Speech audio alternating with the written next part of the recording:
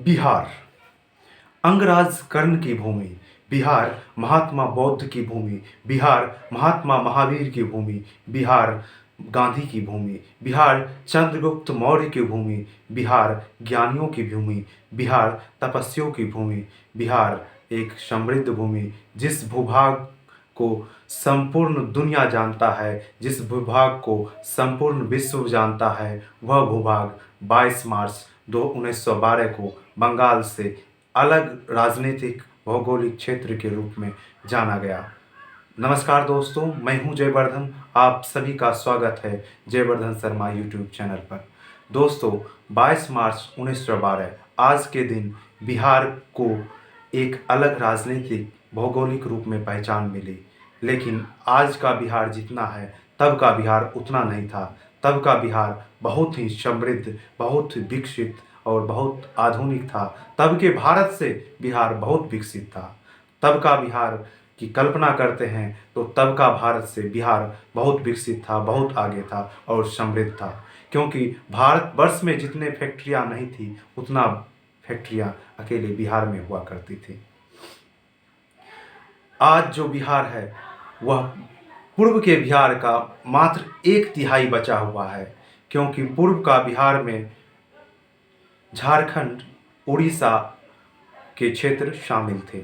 और आप जानते हैं, झारखंड और उड़ीसा दोनों ही राज्य खनिज संपदा से समृद्ध है। तब के बिहार के पास अपना वन था, अपना खनिज संसाधन था, अपना कोस्टल एरिया था, अर्थात अपना समुद्र था, अपना मैदान था। हर कुछ जो एक कंट्री के लिए चाहिए या एक स्टेट के लिए चाहिए या एक समृद्ध भूभाग के लिए चाहिए, वह बिहार के पास था। बिहार राजनीतिक रूप से भी एकदम अस्थिर था और समृद्ध समाज था, जो कि आज नहीं बचा हुआ है। दोस्तों, आइए जानते हैं कि क्या हो गया हमारे बिहार को और कहाँ से चले थे हम, कहाँ पहुँच गए हैं। जो बिहार इतना समृद्ध था खनिज संसाधनों से, अन्य संसाधनों से, अन्य क्षेत्र में राजनीतिक रूप से, भौतिक रूप से और भौगोलिक रूप से, वह बिहार आज इतना छोटा सा रह गया है, इतना छोटा सा सिमट कर रह गया है। और यहाँ की राजनीति भी, यहाँ के आम आवाम भी अब दबे कुचले हुए महसूस कर रहे हैं। ऐसा क्यों है? क्या हो गया है हमें? इतने महान पगडंडियों से चलते चलते हम कहाँ कीचड़ में आकर फंस गए हैं। तो आइए चलते हैं हम स्वर्णिम अध्याय से आज के काटिले रास्तों के बारे में, कैसे हम यहाँ तक आ पहुँचे हैं उसके बारे में चर्चा करते हैं। दोस्तों, आप जानते हैं, बिहार महात्मा बुद्ध की भूमि है। महात्मा बुद्ध को एशिया का ज्योतिपुंज कहा जाता है। बिहार महावीर की भूमि है। महावीर को अहिंसा के लिए जाना जाता है। बिहार महात्मा गांधी की भूमि है। बिहार महात्मा गांधी की कर्म भूमि है। बिहार चंद्रगुप्त मौर्य की भूमि है, जो कि सर्वप्रथम संपूर्ण भारत को अखंड भारत में बदलने का कार्य किए थे और बंगाल से लेकर, बर्मा से लेकर अफगानिस्तान तक एक छत्र राज्य स्थापित किए थे। बिहार उन महात्माओं, उन धर्म महात्माओं और उन देश प्रेमियों का भूमि है।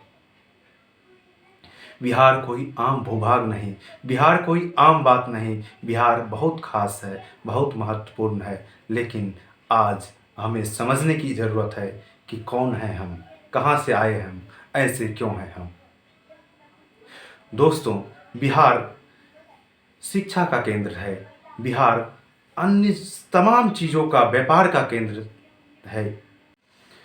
विक्रमशिला, नालंदा जैसे महान महान यूनिवर्सिटीज़ उस टाइम के बिहार में थे, जहाँ पढ़ने के लिए चीन, जापान, अन्य बड़े बड़े देशों से लोग पढ़ने के लिए आते थे।